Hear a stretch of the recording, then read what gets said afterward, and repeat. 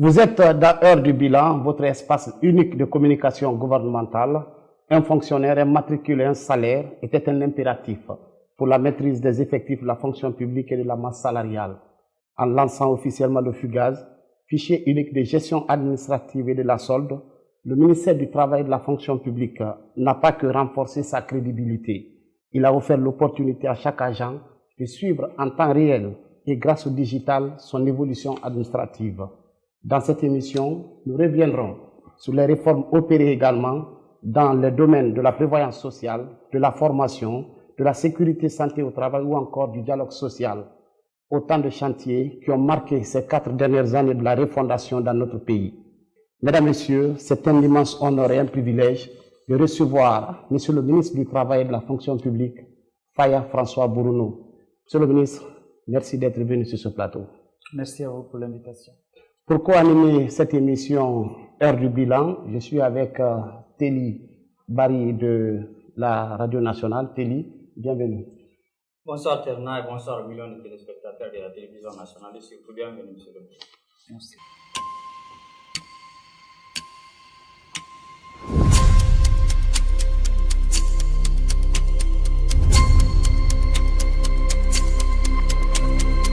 Monsieur le ministre, pour la première rubrique de cette émission Action et Impact, qui fait cas des actions phares conduites par votre département, quel est le résultat concret aujourd'hui du ministère du Travail et de la fonction publique au compte de l'année 2025, mais bien au-delà? Merci beaucoup pour cette opportunité que vous nous offrez de se livrer à cet exercice de redevabilité. C'est d'ailleurs une exigence pour une administration moderne de rendre compte de ce que nous faisons, puisque les ressources qui prennent en charge notre travail au quotidien sont des ressources payées et supportées par le contribuable, donc par la population. Donc il est extrêmement important qu'on se livre à cet exercice pour rendre compte à nos concitoyens ce que nous faisons de leurs ressources.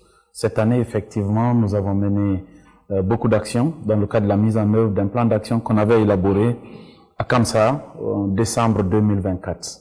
On a fait un travail de planification pour éviter la dispersion au courant de l'année 2025, un plan d'action structuré autour des axes et en tenant compte des différentes dimensions, des différents domaines d'intervention du ministère. Et ces axes structuraient des actions clés à mener avec des responsabilités claires. Chaque division, chaque structure technique au sein du département savait de janvier 2025 jusqu'à maintenant ce sur quoi il devait concentrer ses efforts. Et nous avons évalué le coût de ce plan d'action. Nous avons poussé les arbitrages budgétaires sur cette base. Au début, on avait eu une dotation budgétaire qui était de 250 milliards.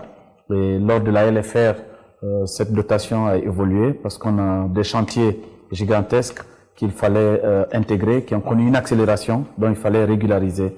Et donc, on s'est retrouvé avec une dotation de 360 environ de milliards de francs guinéens. Et sur ce, aujourd'hui, on a engagé au total environ 65% de ces crédits contre un décaissement effectif de 52%. Vous constaterez que c'est pas des taux de réalisation faibles.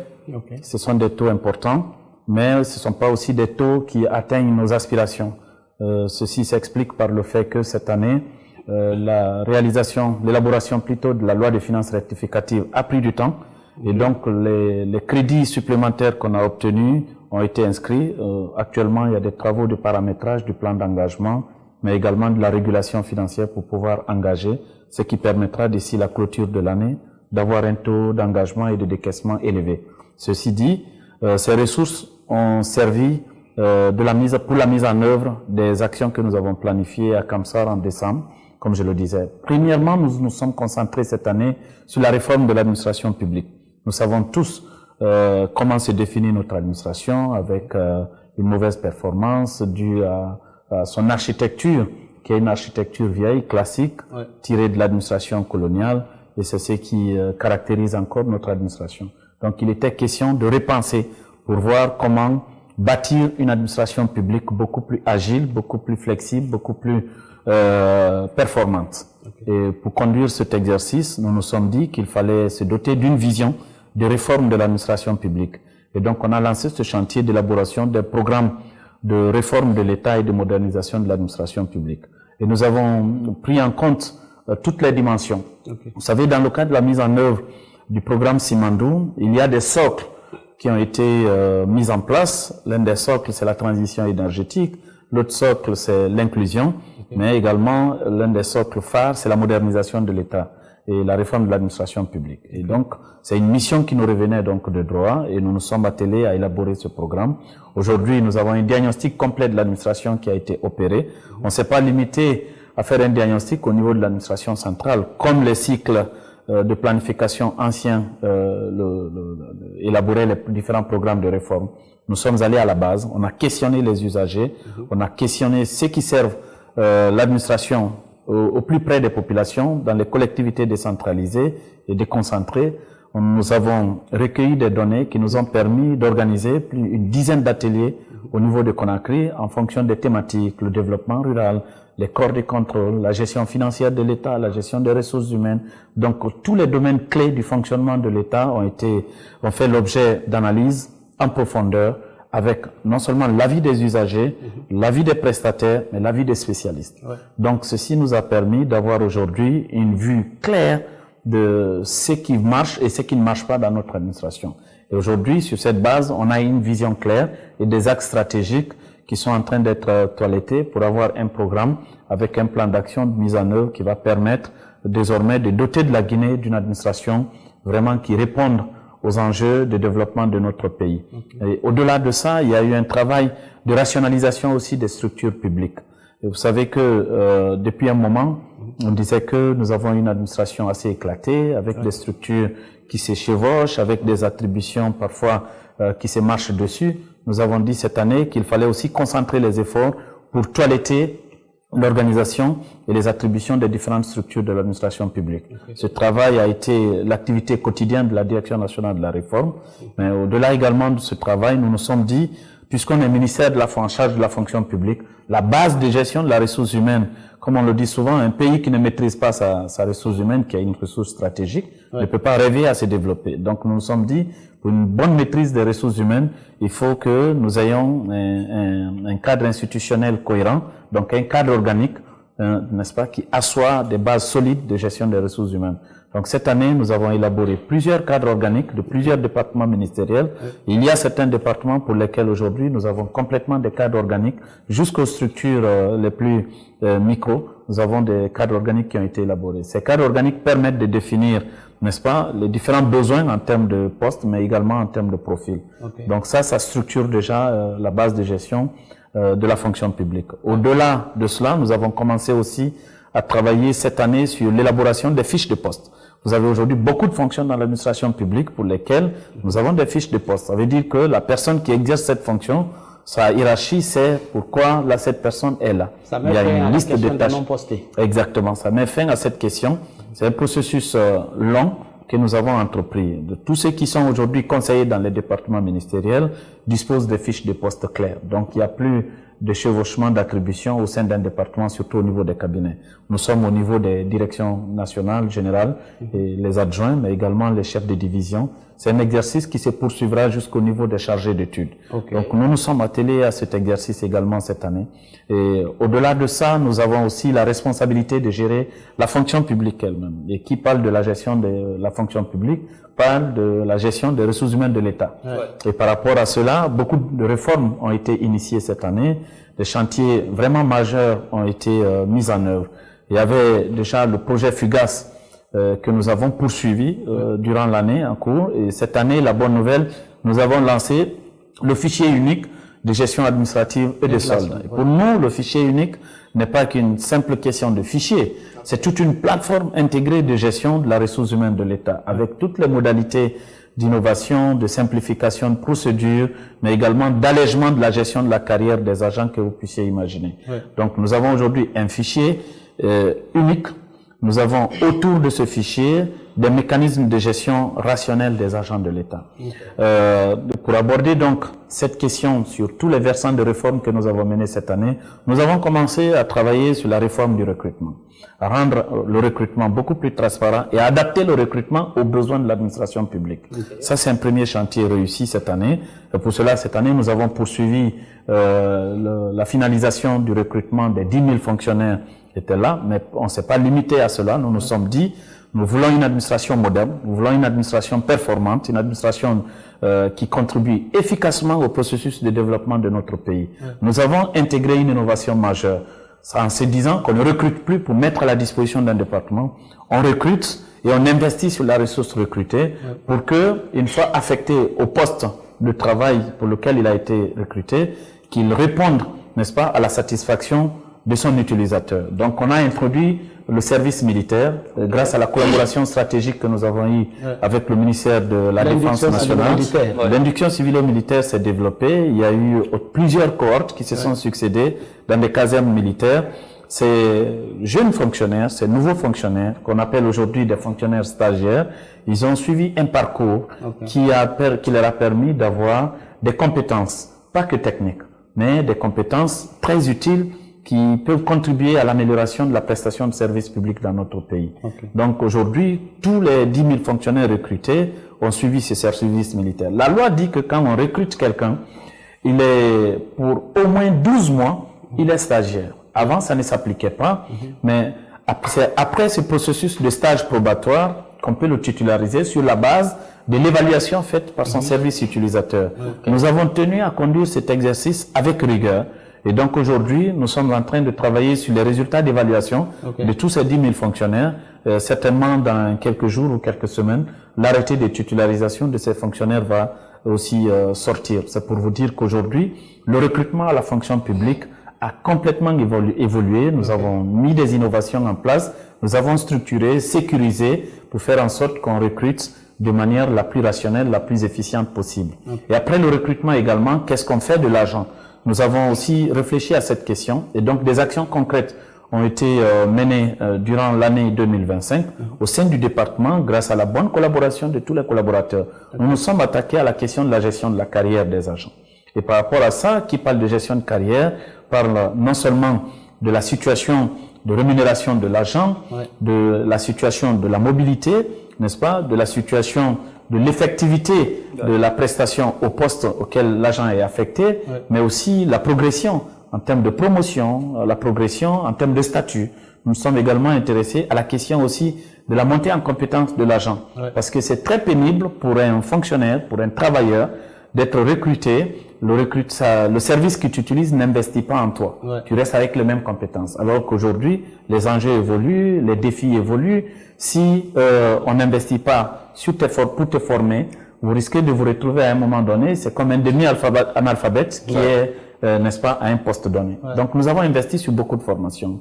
Il y a eu énormément de cohortes qui sont passées à l'Institut national de formation et de perfectionnement pour apprendre et acquérir des compétences en administration publique, mais aussi acquérir d'autres compétences. Et sur ce, nous avons lancé aussi des programmes phares, des programmes d'excellence, notamment le programme FEMS, qui est d'ailleurs en cours de développement, qui a pris en charge l'ensemble des gestionnaires des ressources humaines des départements ministériels, parce que c'est la première phase. C'est un exercice qui va se poursuivre jusqu'au niveau des gestionnaires, au niveau des services micro.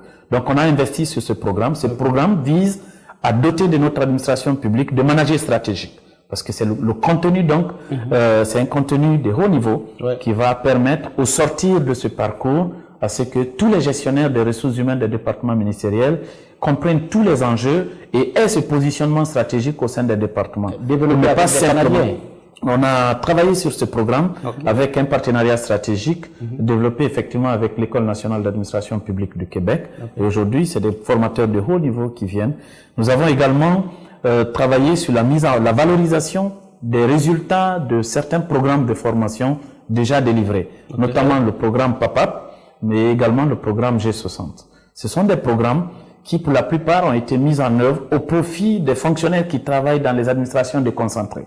Et souvent, on se dit, le constat qu'on a établi, c'est que il y avait une discrimination, il y avait un traitement qui n'étaient pas en faveur de ceux qui travaillaient. C'était des oubliés. Ceux qui travaillaient dans les collectivités territoriales, ils étaient oubliés. Tous les investissements en termes de formation se concentraient ici.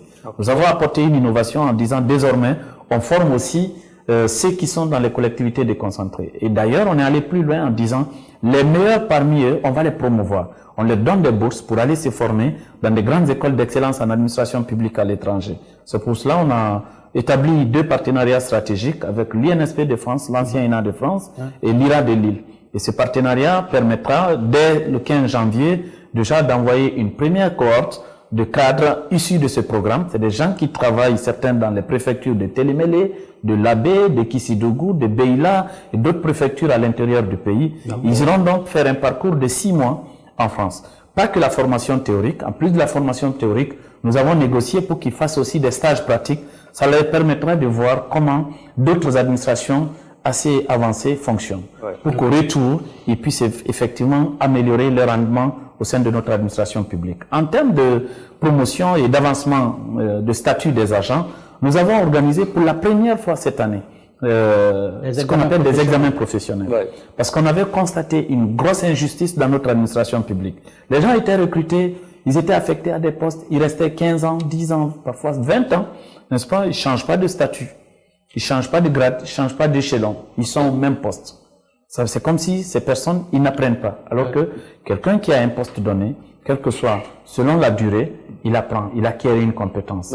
Il faut travailler pour valoriser cette compétence. C'est un élément important de la gestion d'une carrière d'un agent, d'un travailleur.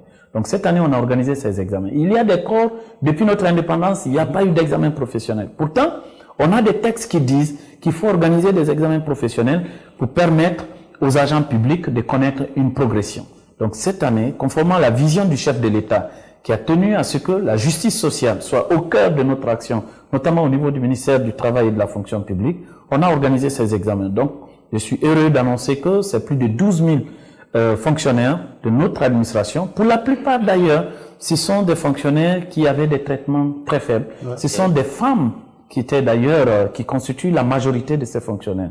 Donc ça permet de corriger certaines disparités que nous constatons dans notre fonction publique. Donc ces 12 000 fonctionnaires et quelques, ils vont connaître des avancements en grade, ils vont connaître des avancements en échelon, certains changeront de corps. Et cela induira beaucoup de choses. Ça induira des revalorisations salariales, ça induira également des promotions en termes de fonctions d'encadrement dans l'administration publique. Parce que l'examen professionnel cible des fonctionnaires qui ont des statuts, des hiérarchies C, B1, B2 et A1. Donc ce sont eux, c'est des gens généralement qui sont au bas de l'échelle. Donc cette progression va leur permettre demain d'occuper des fonctions d'encadrement intermédiaire. Ça va faire aussi à la floraison, au traitement de la floraison des demandes de reclassement des agents de l'État. Ça va énormément contribuer. C'est l'un des aspects sur lesquels on a décidé d'agir. Et je crois que c'est une solution extrêmement intéressante pour faciliter la gestion de la carrière des agents. On est allé au-delà de ça. On va revenir sur les autres réformes et on va immédiatement attaquer la deuxième phase de cette émission qui est le débat.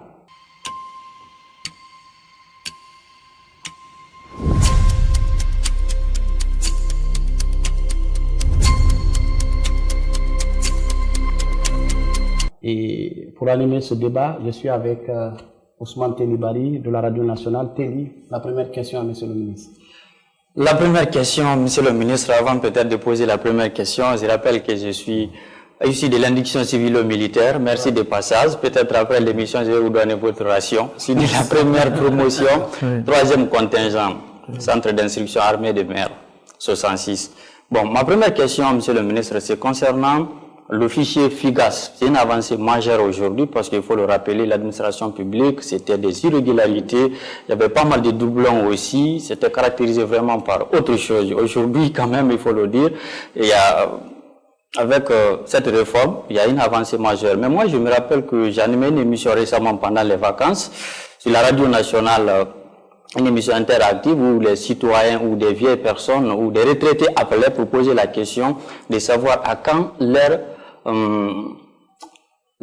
recensement biométrique, voilà, justement, leur recensement biométrique. Qu'en est-il de ce recensement biométrique pour les fonctionnaires retraités? Alors, c'est un processus qui est en cours. Normalement, c'est au niveau de la Caisse nationale de prévoyance sociale, cet exercice est en train d'être piloté. Et je crois que d'ailleurs, les opérations ont démarré. Ce processus va prendre fin aussi rapidement parce que le plan d'action que j'ai instruit, c'est un plan d'action qui permettra de mettre fin à cette opération dans le premier trimestre de 2026. Donc, soyez rassurés que les opérations de biométrie des personnes à la retraite se réalisera dans les meilleurs délais. Mais ce qui est important de savoir, on a aussi, dans le cadre du pilotage de FIGAS, créé un mécanisme qui permet cette fois-ci d'enrôler biométriquement ces personnes déjà à la retraite, mais pour tous les autres fonctionnaires désormais, on n'aura plus besoin, une fois à la retraite, de faire la biométrie, parce qu'on a vos données en tant qu'agent actif, donc vous partirez à la retraite avec vos données biométriques. Donc c'est un système intégré de gestion que nous avons mis en place, ce qui avait d'ailleurs pris du temps, puisque c'est un autre opérateur qui travaille auprès de la Caisse nationale de prévoyance sociale. Vous savez, on est dans un système de gouvernance où nous respectons aussi l'autonomie de gestion des établissements publics à caractère administratif, conformément à la loi 056. Donc c'est un autre opérateur, mais on a décidé de tester en amont l'interopérabilité entre les systèmes. Donc aujourd'hui, cette opération se fait très bien. La réconciliation des données se fait aussi automatiquement. Ok, Terna, si tu permets. Okay. Cette question, c'est le refus de certains fonctionnaires affectés à l'intérieur du pays de partir. Vous avez rappelé tout à l'heure que on a recruté cette année plus de 10 000 fonctionnaires, il faut le dire. Mais dans certains services à l'intérieur du pays encore, il y a des soucis. Aujourd'hui, quelles sont les mesures que vous êtes en train de prendre? Est-ce que c'est des mesures de sanctions ou des mesures d'incitation à ces fonctionnaires de rejoindre leur lieu de service? Déjà cette année, on a réalisé une opération formidable. Okay. Cette opération consistait à réaliser un contrôle dans les services clés de l'administration publique et à l'intérieur du pays. C'est les services de l'éducation et les services de santé. Nous avons opéré un contrôle au poste. Parce que habituellement, il y avait des opérations de contrôle, mais qui ne produisaient pas les résultats qu'on espérait. Cette année, nous avons apporté une innovation qui consistait à dire, on déploie nos inspecteurs, vu qu'on a l'inspection générale de l'administration publique, qui a pour mandat d'assurer le contrôle aussi des agents publics. Donc, on a envoyé des inspecteurs.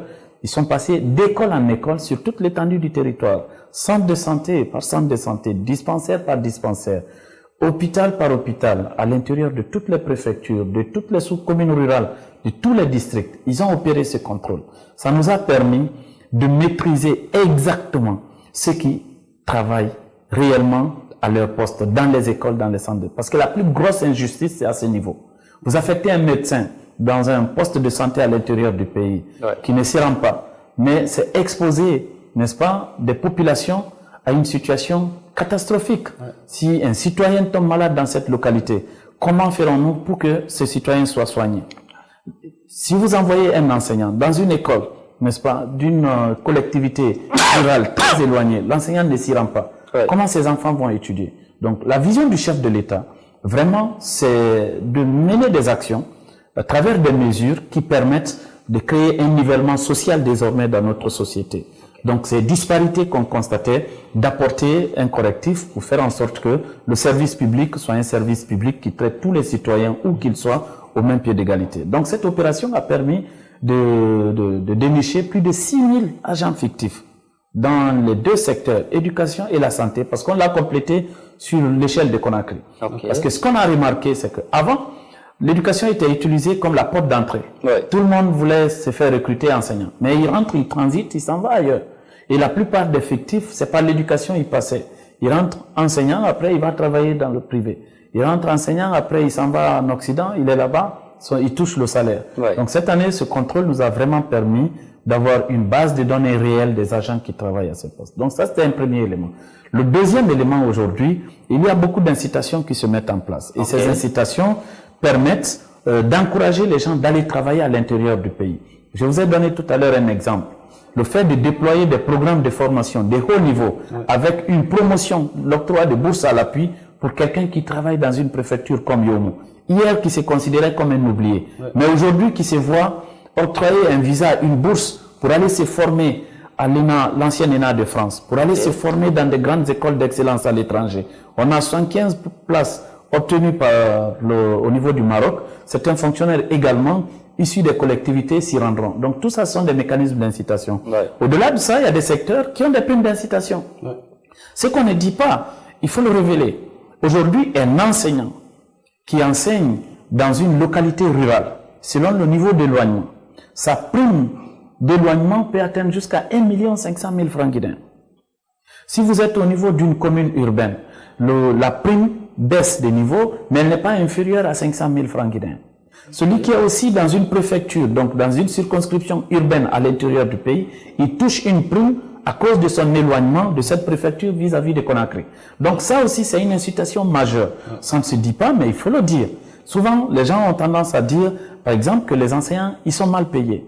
Aujourd'hui, le corps de l'éducation, les enseignants font partie des catégories d'agents publics les mieux payés. Aujourd'hui, ça c'est un tableau consultable. L'une des innovations apportées à travers FIGAS, c'est de démocratiser les données. Aucun secret désormais à la fonction publique.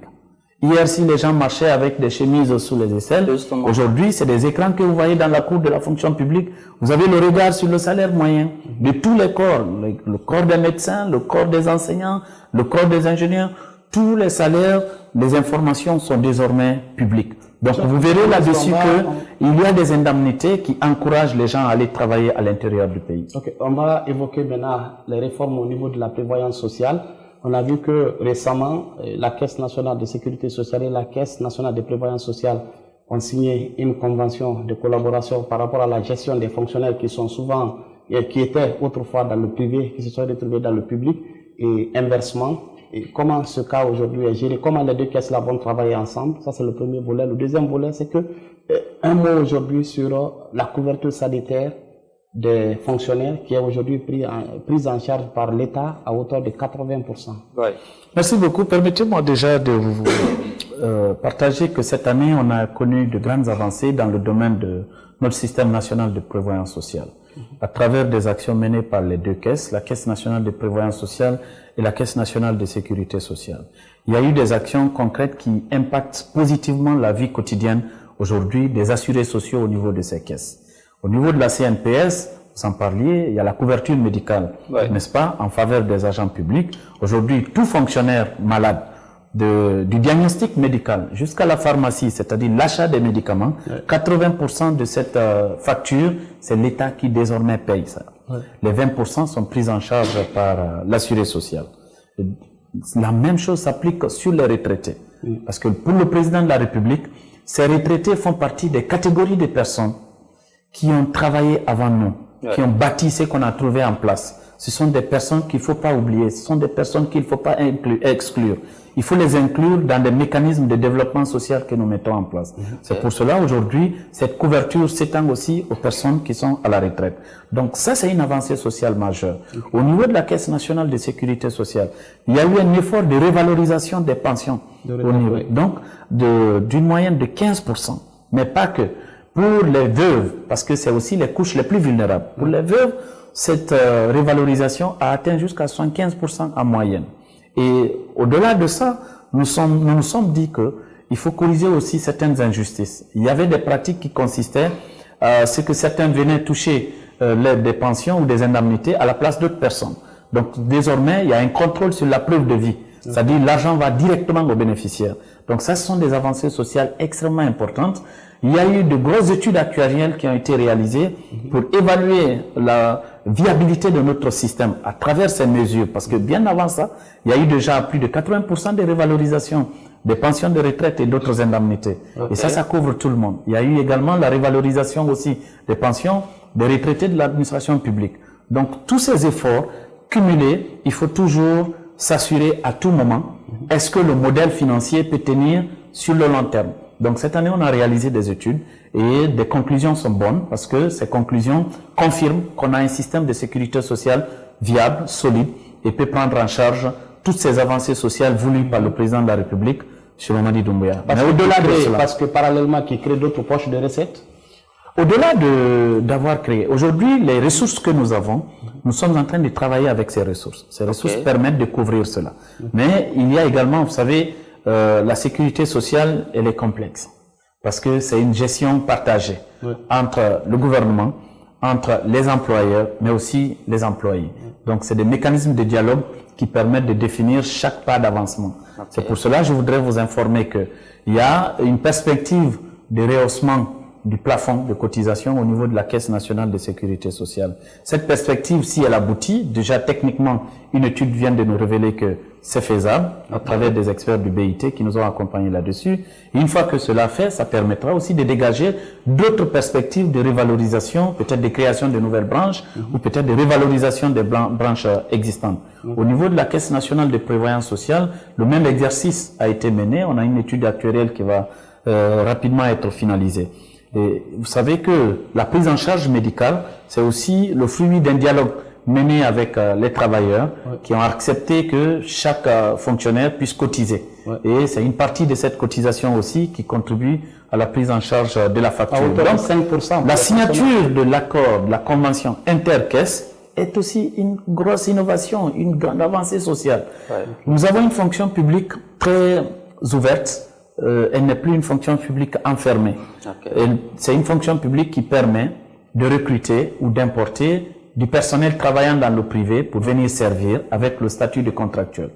Donc, cela dit, vous avez des gens, ceci dit, vous avez des gens qui viennent du privé, ils ont cotisé au régime de la Caisse nationale de sécurité sociale, ils travaillent pour l'administration publique, mais généralement, ils n'ont pas de couverture sociale. Et donc, ça les expose à une situation de précarité. Ils perdent parfois même les montants qu'ils ont cotisés ou les avantages qu'ils devaient avoir au niveau de la Caisse nationale de sécurité sociale. Alors, cette convention va permettre, pour un travailleur qui quitte le privé pour le public, de transférer vos droits pour que vos droits vous suivent dans votre statut désormais au niveau du public. Et l'inverse également est possible, c'est-à-dire que pour quelqu'un qui quitte le public pour le privé, tous les droits acquis au niveau du régime de sécurité de prévoyance sociale, ces droits-là sont aussi transférés. Donc c'est une grande avancée sociale. Il y a beaucoup de pays d'ailleurs qui sont très intéressés à voir notre modèle, à l'implémenter chez eux. Voilà, tout à l'heure, Monsieur le ministre, vous avez dit que à la fonction publique, quand on rentre maintenant, ce n'est plus des chemises qu'on voit, mais beaucoup de caméras. Mais je rappelle qu'à la fonction publique actuellement, quand on rentre aussi, on voit beaucoup de véhicules dans la cour, ce qui n'était pas il y a 5 ans en arrière ici, il faut le dire. Maintenant, ma question c'est sur l'ENA. Aujourd'hui, l'ENA est en construction. Vous avez rappelé tout à l'heure ici, il y a des collaborations entre la Guinée et d'autres institutions à l'international pour former les fonctionnaires guinéens, notamment ceux qui sont à l'intérieur du pays. Est-ce que vous pensez qu'après la construction de l'ENA à Kénéndé ici, on n'aura plus besoin d'envoyer les fonctionnaires guinéens à l'étranger pour les former? Merci beaucoup. Comme vous le dites, cette année aussi, on a réalisé de grandes actions de renforcement des capacités du personnel du ministère. Il y a eu énormément de formations, je ne pourrais pas tous vous en citer. On a même commandité des programmes d'académie pour nos inspecteurs du travail, pour ceux qui sont au niveau du système de sécurité santé au travail. Donc, on a investi sur beaucoup de formations. Au-delà des formations, nous avons investi sur les capacités opérationnelles, notamment les moyens de déplacement. Aujourd'hui, tous les conseillers du ministère, tous les directeurs, tous leurs adjoints ont des véhicules, ont des moyens. Et la plupart des chefs de service aussi ont des moyens de déplacement. Nous avons des inspections à l'intérieur du pays. Les inspecteurs du travail se déplacent beaucoup pour aller assurer le contrôle de l'application des normes de travail dans les entreprises. Donc, nous avons aussi doté tous les inspecteurs du travail de véhicules dans toutes les régions de notre pays. Donc, effectivement, votre constat, il est réel. C'est la volonté du chef de l'État de rendre l'administration publique beaucoup plus performante et nous nous sommes investis dans ce sens. Cette année, nous avons fait ce choix de doter de nos cadres de moyens de déplacement. Mais pas que des moyens de déplacement, il y a aussi l'outil de travail, notamment le matériel informatique.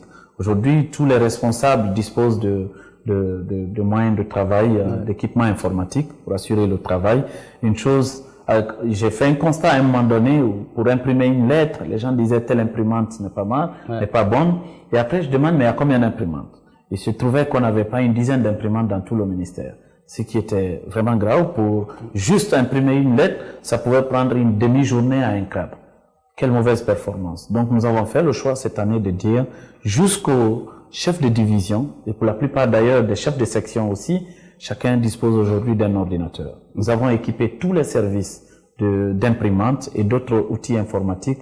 Tout cela, c'est pour accroître les capacités de production des cadres à leur poste. Maintenant, la question sur l'ENA est une question essentielle. Vous savez, le chef de l'État, quand il a pris ses responsabilités le 5 septembre 2021, il a inscrit sa gestion du pays sous le label de la refondation.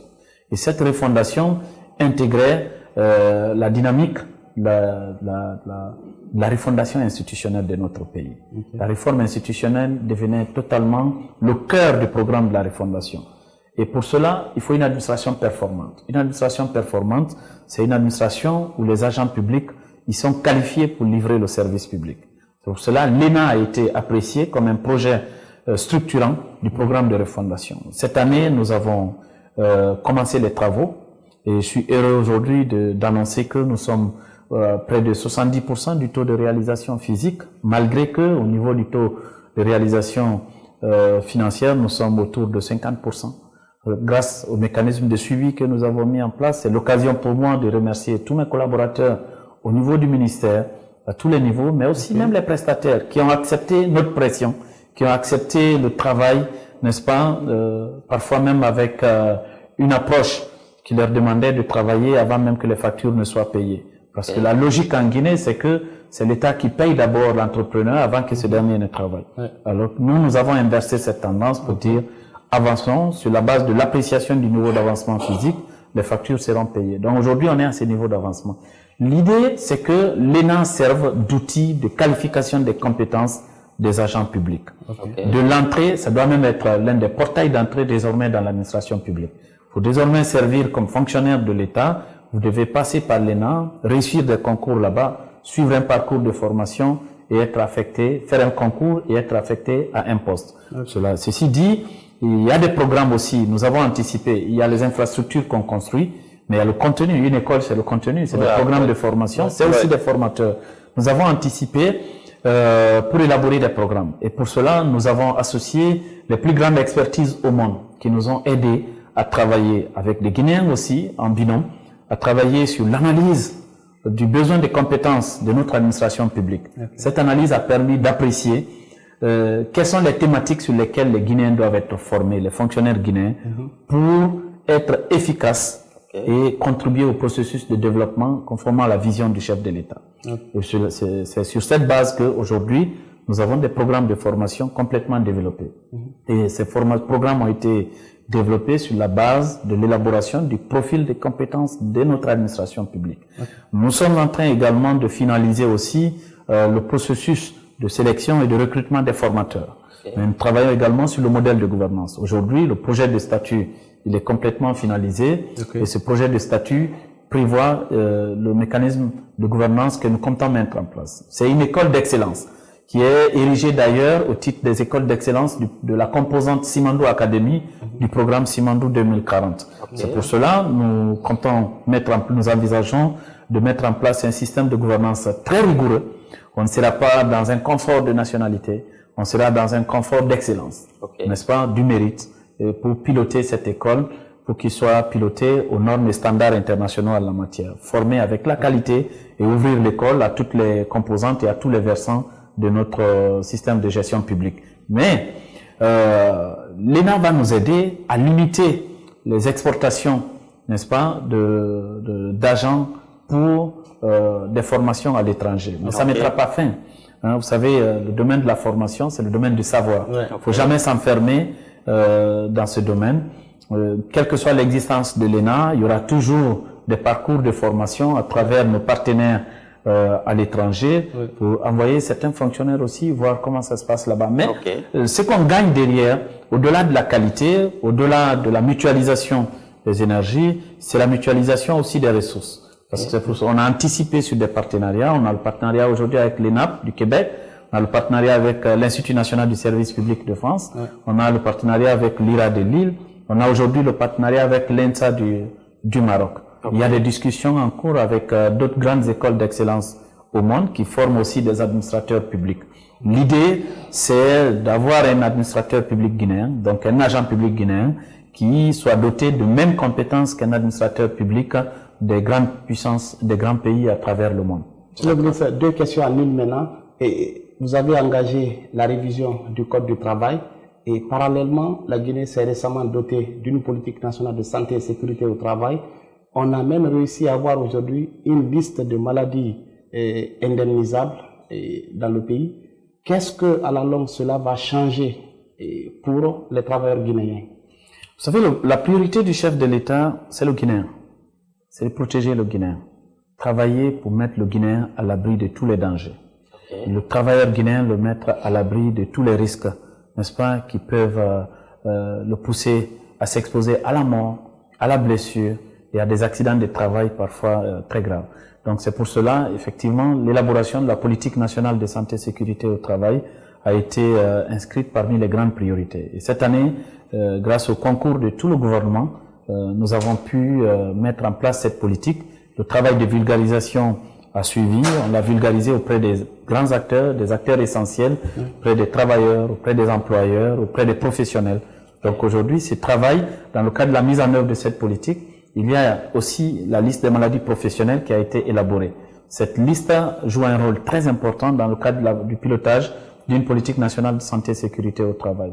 Donc la disponibilité de cette liste va permettre à tous les acteurs, notamment les prestataires, les professionnels, et aussi des acteurs comme la Caisse nationale de sécurité sociale, d'avoir des bases d'évaluation, d'appréciation, de liquidation, n'est-ce pas, de toutes les mesures de compensation, mais également toutes les mesures de prise en charge des cas d'accidents de travail. Donc cette politique, effectivement, est un instrument majeur qui contribuera non seulement au système national de développement social ou de protection sociale, mais aussi et surtout à la productivité du travailleur. Au-delà, le Code du travail, c'est un instrument de gouvernance de l'administration du travail. C'est un instrument très puissant que nous avons voulu cette fois-ci élaborer pour adapter son contenu, c'est-à-dire toutes les dispositions qui désormais gouvernent le monde du travail dans notre pays, les relations professionnelles, que cela s'adapte à nos réalités professionnelles, nos réalités économiques, nos réalités sociales, mais également tenant compte de l'évolution de certains enjeux et des nouveaux défis aussi qui apparaissent dans le monde du travail. Vous avez des questions, par exemple, du télétravail. Nous avons une bonne volonté de protéger les emplois locaux à travers la politique du contenu local, qui est aujourd'hui une norme nationale que tout le monde doit suivre. Mais si on ne régule pas, le Covid-19 l'a imposé au monde. Bien sûr, si on ne régule pas le télétravail à travers les dispositions dans le Code du travail, qu'est-ce qui risque de se passer? Une société qui ne veut pas recruter des Guinéens, mais qui évolue surtout des services, des secteurs comme les services, il peut recruter, mais ce personnel est basé à l'étranger. Il est basé à l'étranger, quelle que soit notre volonté de mettre en application la politique du contenu local et que l'inspection ne fasse pas aussi son travail, c'est que on exportera désormais l'emploi des étrangers tout en se cachant de notre administration publique. Donc, les mécanismes sont définis dans le nouveau Code du travail pour mieux gouverner, mieux régir également les relations intégrant le télétravail. Mais il y a aussi la question de la discrimination au travail qu'on a essayé de régler à travers le nouveau Code du travail qui a été approuvé d'ailleurs, adopté par le gouvernement récemment et qui doit passer dans les prochains jours au niveau du CNT. Des nouvelles mesures sont prises pour limiter et lutter activement contre les discriminations au travail. Les congés de maternité ont été prolongés pour aider la femme qui travaille, n'est-ce pas, à prendre plus de temps pour s'occuper de son bébé. Des mécanismes sont prévus dans le nouveau Code du travail pour protéger et intégrer dans le processus de manière la plus égalitaire les personnes aussi vivant avec le handicap. Il y a également des mesures qui régulent au mieux la question d'intérim, la question de placement, la question d'intermédiation sur le marché du travail. Le nouveau code renforce les capacités du tribunal du travail, il renforce également le rôle de l'inspection du travail, je dirais de tous les acteurs qui interviennent dans l'écosystème de l'administration du travail. Donc, je rappelle qu'on est aujourd'hui avec le ministre du Travail et de la Fonction publique. Nous parlons des réformes engagées dans son département. Téli, si tu permets, nous allons entamer la dernière rubrique de cette émission, à la loupe, parole aux citoyens.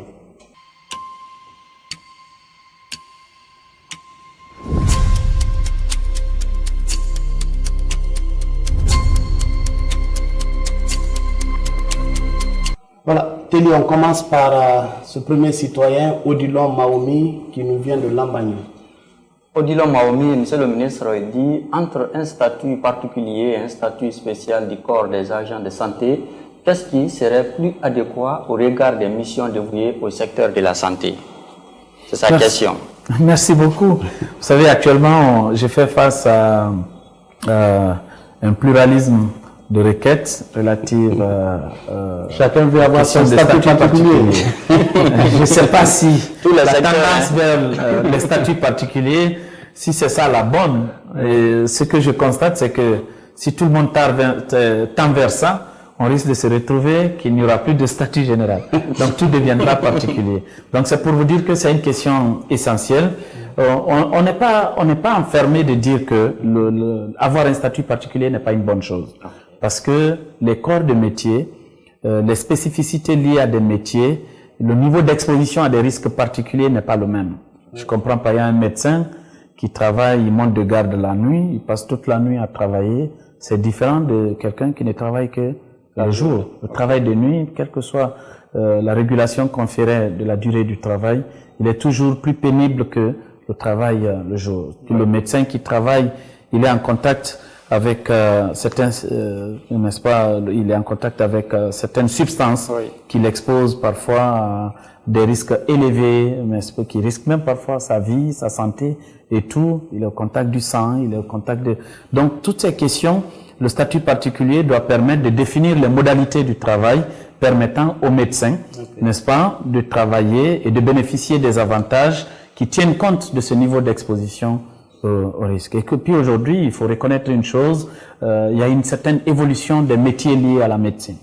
Donc, le statut particulier doit permettre d'intégrer tout ça pour que la structuration des corps, des métiers, mais également des fonctions dans le pilotage ou la gouvernance du système de santé puisse en tenir compte. Récemment, vous avez suivi un fameux problème qui avait suscité beaucoup d'encre entre les biologistes, n'est-ce pas, et les médecins.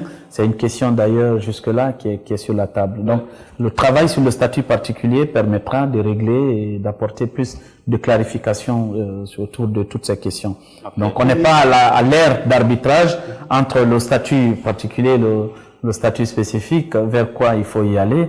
Le travail est pour l'instant en interne. Le statut, c'est un élément de gouvernance du secteur. Donc, c'est le ministère en charge de ce secteur qui travaille sur le statut et transmet au ministre en charge de la fonction publique pour des questions d'arbitrage liées maintenant aux aspects liés de gestion de personnel. Téli, on va prendre un deuxième citoyen, Pépé Collier, qui nous vient de Zérékori. Voilà. Face au taux de chômage qui reste particulièrement élevé chez les personnes en situation de handicap, quelles mesures incitatives concrètes comptez-vous mettre en place pour encourager les entreprises privées à dépasser les simples obligations légales et à adopter une véritable politique d'inclusion? Le nouveau code du travail prévoit beaucoup de mesures, j'en parlais tout à l'heure, pour inciter le recrutement des personnes handicapées. Donc, il y a des mesures discriminatoires qui sont prévues, une discrimination positive en faveur des personnes handicapées. Il y a d'ailleurs une perspective dégagée dans le code du travail qui vise à créer un fonds d'appui aux personnes handicapées pour développer plus leurs capacités. Parce que le plus souvent, on estime qu'il y a un déficit des compétences au niveau des personnes. Donc, ce fonds va permettre de développer des mesures d'accompagnement en termes de formation complémentaire, en termes vraiment de formation continue pour permettre à ces personnes handicapées de mieux décrocher des jobs qui sont disponibles sur le marché. D'accord. Fassou Papus Loa, qui nous vient de Kouroussa. Lundi, Monsieur le ministre, les fonctionnaires qui ont été engagés avec le diplôme de maîtrise aujourd'hui se retrouvent dans la catégorie A1. Monsieur le ministre, est-ce que ces fonctionnaires seront rétablis dans leurs droits après plusieurs démarches sans suite? Nous sommes en train de travailler aussi pour réviser la loi 027. On attend la finalisation du programme de réforme. Vous savez que la question de la maîtrise a évolué parce que le système éducatif a évolué. On est passé du schéma de la maîtrise, moi j'ai obtenu ma maîtrise, vers un système maintenant LMD, donc de la licence vous partez vers le master. Ce qui fait que pour celui qui a la maîtrise c'est Bac plus 4 et celui qui a le master c'est Bac plus 5. Donc la révision de ce texte permettra d'harmoniser tout cela. Ceci dit, on reçoit beaucoup de dossiers, c'est d'ailleurs notre quotidien au ministère. Si quelqu'un estime que j'ai un diplôme qui ne me permet pas d'être dans telle catégorie, il suffit de faire la demande auprès de votre DRH. Ça se régularise. Et la bonne nouvelle d'ailleurs que je vous donne, l'un des efforts fournis aujourd'hui au niveau du FUGAS, c'est de réduire le temps de traitement de ces demandes. J'ai demandé un jour qu'on me fasse le point sur un échantillon de dossiers pour voir quelle est la durée moyenne de traitement des dossiers. la durée moyenne, c'était autour de 90 jours. Aujourd'hui, en 30 minutes, le dossier est traité à la fonction publique. Donc, j'encourage vraiment M. Loua à saisir son DRH, n'est-ce pas, pour soumettre sa requête. Ça va être traité par nos services. En matière de gestion administrative, on a suffisamment consommé le temps imparti. Je m'en voudrais si je ne vous posais pas cette question avant votre mot de la fin. Nous sommes combien aujourd'hui sur le fichier de la fonction publique et combien ça coûte à l'État guinéen? Et après votre dernier mot. Aujourd'hui, on a environ 123 000 fonctionnaires. Je dis environ parce que le chiffre peut varier. Mais c'est 123 000 fonctionnaires qui sont des fonctionnaires payables tous les mois. Et ça fait une masse salariale qui varie entre 400 à 500 milliards de francs guinéens pour que l'État guinéen supporte pour payer les salaires. Par mois? Par mois, oui. Ok. Un dernier mot maintenant avant qu'on rende l'antenne. Merci beaucoup pour l'opportunité que vous m'offrez avec tous mes collaborateurs ici présents. Ma première expression dans ce dernier mot que je veux dire, c'est de remercier mes collaborateurs. Ils ont été formidables au courant de l'année 2025. Okay. Quand on a fait l'atelier à Kamsa, nous avons dit cette année, l'esprit d'équipe doit être au cœur de notre gestion quotidienne du département. Et nous avons défini des valeurs. Nous sommes dotés d'une vision. Et j'ai constaté un changement immédiat dans le pilotage du ministère durant les 12 mois de l'année 2025. Okay. L'esprit d'équipe a pris le dessus sur tout. Nous étions vraiment des collaborateurs très soudés, très solidaires. Et c'est grâce à cela, chacun s'est mis au travail. Okay. Chaque directeur, j'ai senti des directeurs, j'ai senti le secrétaire général, la chef de cabinet, les conseillers, chacun faire de l'atteinte des objectifs sa propre préoccupation. Et c'est grâce à ça, nous avons aujourd'hui ces résultats que je vous présente. Donc c'est l'occasion pour moi de les remercier. Okay. Je voudrais vraiment rendre grâce au chef de l'État qui nous a facilité la réalisation de toutes ces réformes au cours de l'année 2025. On a bénéficié de son soutien de janvier jusqu'à maintenant. Et c'est grâce à ça, parce que les réformes que nous conduisons, ce sont des réformes qui reposent sur de grands paradigmes. Si vous n'avez pas le soutien stratégique, parfois ça devient difficile. Okay. Remercier Monsieur le Premier ministre. Et je profite de ce micro pour saluer tous les travailleurs de Guinée en tant que ministre du Travail. Nous sommes dans un environnement de travail assez délicat, assez complexe. Mais le gouvernement, attentif à tout cela, a été très expéditif. De bonnes mesures ont été prises et ces mesures ont permis d'impacter positivement ceux du secteur privé comme ceux du secteur public. Au niveau du secteur public, on a cité beaucoup d'éléments, beaucoup d'avancées apportées par... Il y a eu la revalorisation des salaires, les 35% sur la valeur indiciaire. Il y a eu des indemnités qui ont été revalorisées à travers l'octroi, par exemple, des 4 échelons en décembre dernier. Donc, il y a eu la couverture médicale, parce que la couverture médicale permet de soulager aussi le pouvoir d'achat ménagère. L'argent que tu prenais pour payer la facture médicale, tu peux désormais l'utiliser pour faire face à d'autres problèmes. Ouais. Donc, ce sont de grandes avancées en faveur des travailleurs du secteur public. Okay. Ceux du secteur privé également ont bénéficié de notre attention, de l'attention du gouvernement, conformément à la vision du chef de l'État. C'est à ce niveau que nous avons engagé et nous avons travaillé cette année pour signer la convention collective dans le secteur des mines, carrières et assimilés. Et donc, ça a permis de revaloriser les salaires. Il y a des travailleurs qui étaient non qualifiés parfois dans les grandes entreprises, des entreprises que vous considérez des grandes, qui n'avaient pas 500 000 francs par mois. Ouais. Mais aujourd'hui, le salaire minimum pour des ouvriers non qualifiés, et c'est entré en vigueur, c'est 2 600 000 francs guinéens. Et ça, à la fin du mois, vous constaterez d'ailleurs pour la plupart que le montant qu'ils mettent en poche dépasse cela. Ça, c'est grâce à la vision du chef de l'État. Pour les ouvriers qualifiés, vous avez effectivement des montants de rémunération salariale qui ont été revalorisés. Donc, à tous les niveaux, toutes les échelles ont été prises en compte. Cet exercice va couvrir tous les secteurs d'activité. Au moment où je vous parle, votre secteur, le secteur des médias, le statut particulier a été finalisé. C'est la formalité des signatures qui reste. On a finalisé le dernier maillon du dialogue avec les employeurs du secteur qui sont d'accord aussi sur des avancées proposées dans le domaine de la convention collective des médias. Okay. Il y a également effectivement la convention collective dans d'autres secteurs où il y a un niveau de précarité très élevé comme le secteur des transports, le secteur des hydrocarbures. C'est tous ces secteurs, nous travaillerons là-dessus pour leur doter aussi des conventions collectives, ce qui va leur permettre de... Mais l'effort déjà fait, ça c'était avant 2025, de revaloriser le SMIC était déjà un signe annonciateur de la volonté du chef de l'État de faire de la rémunération du travailleur guinéen une priorité. Au-delà, de créer aussi d'autres opportunités pour des jeunes qui sont en situation de recherche d'emploi Il y a une politique nationale d'emploi qui est élaborée, Madame la ministre de l'Emploi en parlera, mais on est complémentaire là-dessus parce qu'on crée aussi des mesures à travers, d'ailleurs, le nouveau code du travail qui va apparaître pour soulager l'employeur qui pourra créer désormais plus d'emplois. Donc je voudrais vraiment remercier l'ensemble des téléspectateurs, vous remercier pour la qualité des questions et pour vraiment la bonne pédagogie d'animation de cette émission. Merci beaucoup, Monsieur le ministre du Travail et de la Fonction publique, pour avoir accepté notre invitation. C'est moi qui vous remercie. Mesdames, Messieurs, c'est la fin de cette émission, Heure du bilan. Nous nous retrouvons une prochaine fois avec d'autres membres du gouvernement. Au revoir.